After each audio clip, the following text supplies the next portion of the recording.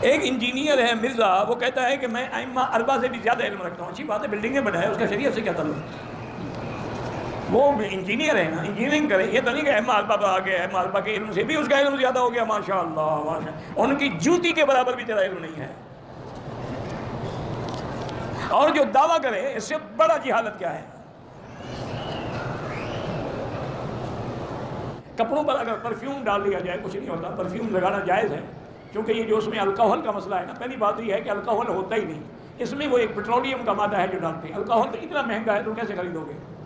اور دوسری بات یہ ہے کہ پرفیوم جو ہے فری الکوہل بھی ملتے ہیں، وہ لگا لیں، لیکن اگر ہو بھی تو اڑ جاتا ہے، باقی نہیں رہتا، اس لیے لگانا جائز ہے. کہتے تھے کہ میاں بیوی فون پر یعنی فون پر ایک دوسرے کو اپنا جسم دکھا سکتے، ویسے جب دکھا سکتے ہیں تو فون پر بھی دکھا سکتے ہیں.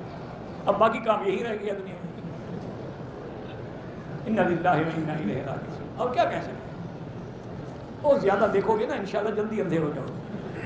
میں نہیں کہتا، امام جوزی نے لکھا ہے کہ النظر الی عورت المرأة یوجب العمی، عورت کی شرمگاہ پہ نظر ڈالنا زیادہ جو ہے یہ سبب ہے کہ آدمی کی نور چلا جاتا ہے آنکھوں کا. ایک بزرگ کا قول ہے، اللہ عالم، تمہاری مرضی، دیکھو جی تمہاری بیوی ہے، دعا مانگتے وقت ہاتھ اٹھانا بھی جائز ہے، نہ اٹھاؤ تو نہ اٹھاؤ.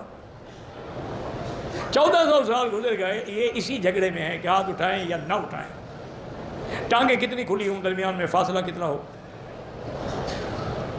دشمن چاند میں پہنچ گئے، ہم ہی نہیں پہ لڑ رہے. انا للہ و انا الیہ راجعون.